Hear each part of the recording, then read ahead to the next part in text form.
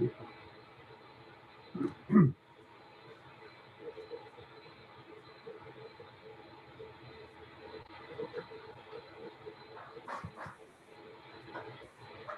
Good afternoon, everyone. My name is Dakota Brazier, and I'm Minister MacLeod's Senior Communications Advisor and Press Secretary. Thank you for joining us this afternoon. We are also joined by Kathleen Sharp, the Executive Director of the Ontario Cultural Attractions Fund, and John McKellar, the Chair of OCAF. Following the announcement today, we will be taking questions from the media. If you have a question, please put your name and outlet in the chat bar on the side, and I will unmute you to ask your question. Just as a reminder, it will be one question, one follow-up. I'll now turn it over to Minister MacLeod. Thanks very much, Dakota, and thanks all of you for joining us. In particular, I'd like to say thank you to Kathleen and to John for joining us. As many of you know, my sectors were hit first, hardest, and will take the longest to recover as a result of COVID-19. We, previous to the pandemic, represented a spectacular double the bottom line, which included $75 billion in economic activity, employing hundreds of thousands of people, and of course being part of the social fabric of why we love where we live. And this announcement today is a little bit about that. But we have experienced a triple threat. That is the healthcare crisis, the ensuing financial and economic crisis, and then the social crisis. And as part of the social recovery and economic recovery of Ontario, we really want to be a part of that, to make sure that that what makes us proud to love where we live here in Ontario remains. And so that's what this announcement is about today. It's about the economic and social recovery of the province of Ontario on the heels of yesterday's announcement of the three-step approach to gradually reopen our economy, with a fair amount of that work being done in this ministry as we open the economy. We know that in pre-pandemic days, every dollar this ministry invested into a festival or event would yield a $21 return for that local economy. I personally feel it's important to continue to invest in cultural attractions and position Ontario and all of ourselves for economic and social recovery. Today's announcement builds off of the $105 million increased investment over the next 2 years to the Ontario Trillium Foundation, the $35 million increase to the Ontario Arts Council over the next 2 years, the $100 million investment that we have made into the Ontario Travel and Tourism Small Business Grant, the $100 million that we have invested into the Tourism Recovery Program, and hopefully this summer we'll be able to engage in the $150 million travel incentive across Ontario. Along with Kathleen and John, I'm pleased today to announce $4 million for 54 cultural attractions and events throughout the Ontario through the Ontario Cultural Attractions Fund, which the ministry supports. These events include virtual events, drive-in and drive-through events, as well as events that may take place at a later date if they receive public clearance and guidance. A few examples are Opera Atelia's 35th anniversary, which will showcase their performance online in Toronto. Karasaga's Global Festival, which has been postponed, but will be able to, once it's safe to do so, continue its programming. Friends of the Chippewa Park's 100th anniversary is scheduled for later this summer, and the Festival Franco-Ontarian here in the city of Ottawa, where I'm from, is scheduled for the fall, and the Stratford Festival, which is taking place next year. All of these events, as I said, maybe have had to pivot during this pandemic, but we feel it's important to continue those investments so that when we are out of this pandemic and when it is safe to do so, that they continue to have the infrastructure and support in place in order for us to celebrate again in person when it's safe to do so. So with that, I'd like to now turn it over to our chair, John, for a few words. And I know John McKellar is very proud of the work that our agency is doing, and he'd like to talk a little bit about the programming today. Well, thank you very much, Minister MacLeod, and thank you for your kind words about the Ontario Cultural Attraction Fund, or OCAF as we call it. As you say, I am John McKellar, the President and Chair of OCAF. Over the last year, the pandemic has created major issues for the economy, and probably none more than for the entertainment industry, culture, and tourism. Our mandate is to support the marketing of cultural tourism events exhibitions and festivals that will attract visitors to Ontario and its urban and rural communities. We do that through rather a unique model that is a combination loan and grant. The repayments are invested back into the fund, with the result that OCAF is able to distribute about $1.70 for every dollar we receive from government. It's a remarkable model that has lasted 22 years. Now, last March, as we all know, activity stopped abruptly, and although some incredible virtual programming has been available and some outdoor activities, the vast majority of all the festivals and events we love about Ontario have stopped. The board of OCAF wanted to make a program as open as possible to help with the restoring of the sector and its recovery. To do that, we've relaxed some restrictions in the program that has resulted in the upcoming events that have been announced today. Additionally, we've offered 2 free webinar series to help the sector develop new skills in digital marketing to prepare for reopening. We will continue to provide training support where it's needed and fits our mandate to do so. These have been very enthusiastically received and have resulted in hundreds of participants in the Zoom calls. Now, OCAF was set up in 1999 to encourage and invest in tourism, and to this date, we have distributed some $81 million to almost 800 organizations whose events have attracted 70 million people and generated something like $235 million in revenue. We are very grateful to the Minister and her staff for their ongoing support that allows us to deliver this unique program. We are proud to be a part of a larger team of agencies and programs that support arts and culture, heritage and tourism across this beautiful province. So that's all that I have to say now. And back to the Minister, and I think maybe Kathleen is up next. Okay, thank you so much, John and Minister MacLeod. John and the Minister have really said it all, I think, and I don't have too much to add, except to say an enormous thank you to her staff, and the amazing ministry staff we work with to help us achieve all the things OCAF is able to do. It's been a terrible year for the hospitality, entertainment, culture, and heritage sectors. There's no other way to say it. The wonderful thing about artists is their inherent resiliency. The creativity coming out of the sector right now is truly phenomenal and will be a revelation for the public once live and in-person events are able to take place again. We are playing our part to help this recovery, when it comes in earnest, to be a great one where Ontarians and visitors are amazed and delighted by our creators and events. It will take some time, but we are here to help make it happen in concert with our sister organizations, as you heard from Minister MacLeod, like the Ontario Arts Council, the Heritage Trust, Ontario Creates, and the Ontario Trillium Foundation. We cannot wait to get back out there, and based on this list, there will be remarkable experiences for all of us. Thank you again, Minister, for your ongoing support and confidence in us, and I'll turn it back to you. Thank you so Thank much. you so much, everyone. Kathleen. Oh, Sorry, Minister, go ahead. no, that's okay, dear. Thank you, Kathleen, and thank you, John. I'll now turn it over to Dakota, who will marshal all of this. Not a problem. Thank you so much, Minister. So just as a reminder, if you do have a question, we ask that you put your name and outlet in the chat bar on the side, and I will unmute you to ask your questions. Minister, your first question comes from Justin at CHCH. Justin, you have been unmuted. You should be able to accept on your end.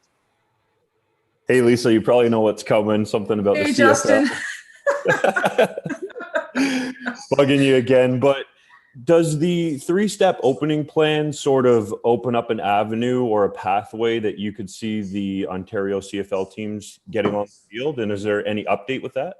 Yeah, so there's no update other than to say yes. In step 3, you'll start to see sport coming back, and what that looks like, we're going to work with health on because we recognize contact, obviously in football and rugby will be critical, and that's in season. So that work is ongoing. I did speak earlier today with the Chief Medical Officer of Health with a presentation with respect to sporting events.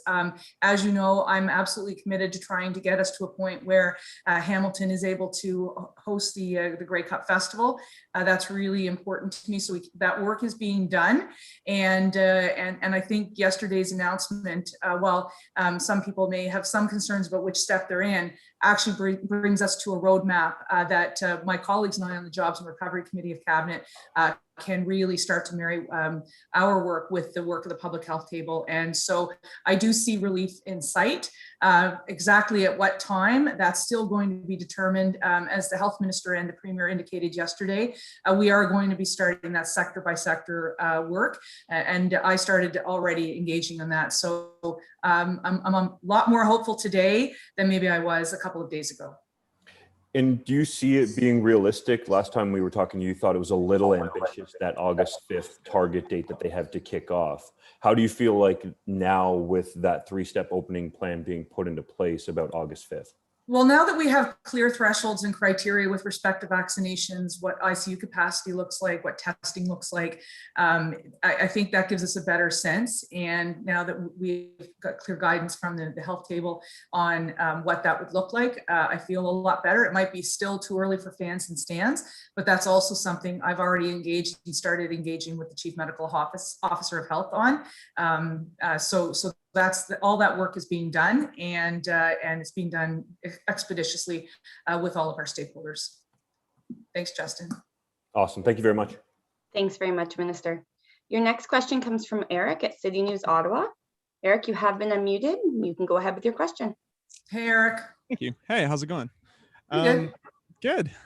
Here, we're seeing a lot of reactions on social media these, I guess, just last few hours about the province's decision to keep splash pads closed on the weekend. You know, I think there's a lot of disappointment in the community.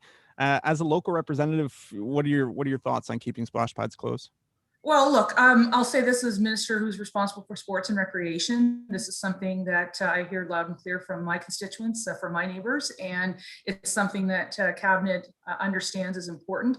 The work is ongoing right now with the experts, and I hope to have this resolved. And I feel very optimistic that this weekend will be a great one for kids across Ottawa and the rest of Ontario. So it's not I know that the mayor has asked the premier directly to reconsider reopening them. So that's not a decision that's even being thought about for public health reasons. Sorry. No, I think my answer was absolutely the opposite. I feel confident, given the the rapidity of the work that we've been doing. They were closed. We spoke with health officials. That right now it's with the experts, and I feel very confident that my neighbors will be happy this weekend. Very good. So we can have, sorry about that. So we can have maybe some news a little bit later on today. I would stay tuned, and I feel very optimistic. Okay, thank you. Thanks so much, Eric. Thanks, Eric. Minister, your next question comes from Adam Stanley with the Toronto Star. Adam, Hey, you have Adam. been muted. Are you going to ask me a golf question, Adam? Are you able to accept on your end, Adam? Go. There we are. Okay.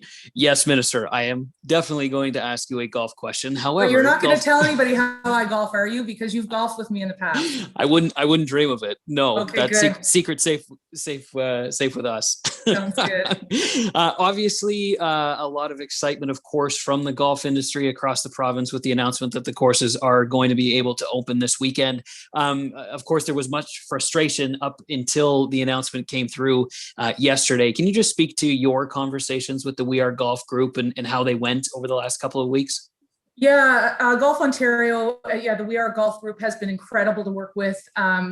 They recognized we had some mobility issues. We were able to get our case counts down. I can tell you Wednesday night, Mike Kelly almost came through his Zoom to give me a hug, but it was good. It was productive. It was constructive.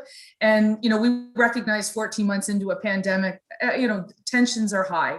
People have been stuck at home. They have not been able to see their family. I've not been able to see my mother in almost 2 years because she's in Nova Scotia. And we want we want some semblance of normalcy, and golf was very important, as was basketball, tennis, pickleball, for many people as an important outlet, not just for their physical well-being, but their mental well-being.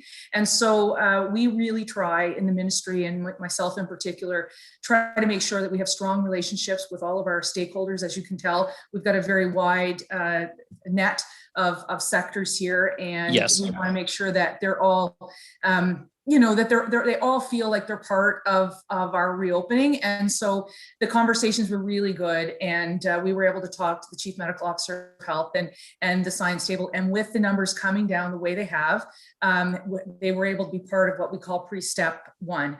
So getting people back on the links and onto the courts in a safe and sustainable way was something that was important. But again, can't say enough about them. They were just really a delight to work with. And I know, Wednesday night when I was able to give them a heads up just to prepare, it was one of the better conversations of the last year and a half, let's just say. Okay, good stuff. A very, very quick follow-up. So just to confirm, obviously the sport of golf, had 26 million rounds in the province last year, which I'm sure Mike shared with you frequently. No traces of COVID-19 back to a golf facility. So really, the shuttering of the golf courses was a mobility issue. That's the reason.